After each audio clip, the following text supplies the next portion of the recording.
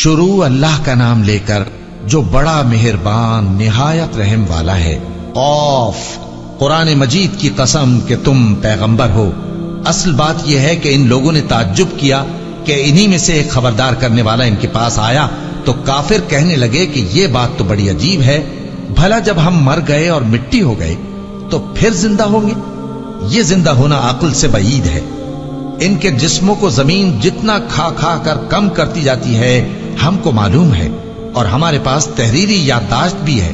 बल्कि अजीब बात यह है कि जब इनके पास दीन हक आ पहुंचा तो इन्होंने उसको झूठ समझा। सो ये एक उलझी हुई बात में पड़े हैं। क्या इन्होंने अपने ऊपर आसमान की तरफ निगाह नहीं की कि हमने उसको कैसे बनाया और सजाया, और उसमें कोई शिगाफ तक नहीं? और जमीन को देखो, इसे हमने फैलाया और इसमें पहाड़ रख दिए और इसमें हर तरह की खुशनुमा चीजें उगाई ताकि रुजू लाने वाले बंदे हिदायत और नसीहत हासिल करें। और हमने आसमान से बरकत वाला पानी उतारा और उससे बाग उगाए और खेती का अनाज और लंबे लंबे खजूर के दरख्त जिनका गाभा तह बतह होता है। ये सब कुछ बंदों को रोजी देने के लिए किया है। और इस पानी से हमने मुर्दा जमीन को जिंदा किया। बस इसी तरह क़यामत के रोज निकल पड़ना है। इनसे पहले नूह की कौम और कुएं वाले और समूद वाले लोग झुटला चुके हैं, और आद और फिरौन और लूत के भाई और बन के रहने वाले और तुब्बा की कौम, गरज हर एक ने पैगंबरों को झुटलाया, तो हमारी धमकी भी पूरी होकर रही। तो क्या हम पहली बार पैदा करके थक गए? नहीं, बल्कि ये असर नौ पैदा करने के बारे में शक में पड़े हुए हैं। और हम ही ने इंसान को पैदा किया है, और जो ख्यालात उसके दिल में गुजरते हैं हम उनको जानते हैं, और हम तो रगे जान से भी ज्यादा उसके करीब हैं। जब वो कोई काम करता है तो दो लिखने वाले जो दाएं बाएं बैठे हैं लिख लेते हैं। कोई बात उसकी जबान पर नहीं आती मगर एक निगहबान उसके पास लिख लेने को तैयार रहता है। और मौत की बेहोशी हकीकत खोलने को तारी हो गई। ए इंसान, यही वो हालत है जिससे तू भागता था, और सूर फूंका जाएगा, यही अजाब की धमकी का दिन है।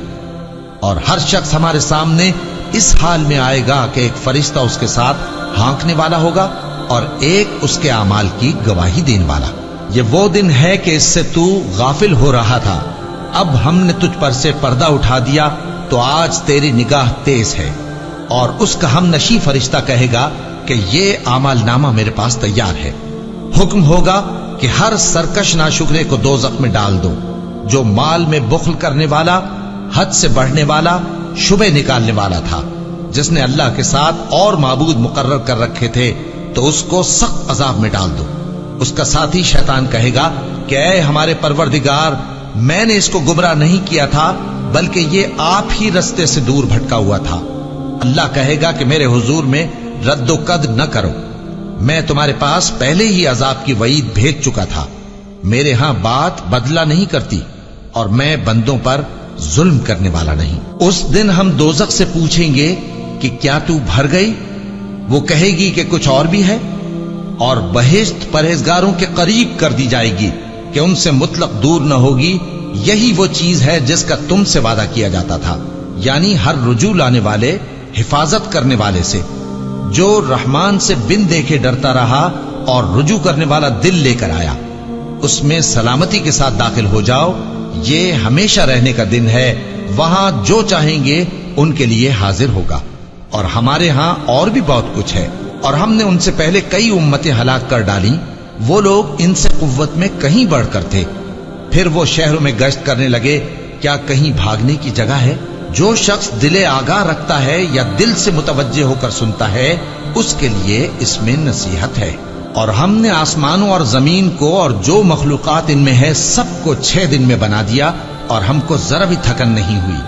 तो जो कुछ ये कुफ्फार बकते हैं उस पर सब्र करो, और आफताब के तुलू होने से पहले और उसके गुरूब होने से पहले अपने परवरदिगार की तारीफ के साथ तस्बीह करते रहो, और रात के बाज औकात में भी और नमाज के बाद भी उसी के नाम की तस्बीह किया करो। और सुनो, जिस दिन पुकारने वाला नजदीक की जगह से पुकारेगा, जिस दिन लोग एक जोर की आवाज यकीनन सुन लेंगे, वही निकल पड़ने का दिन होगा।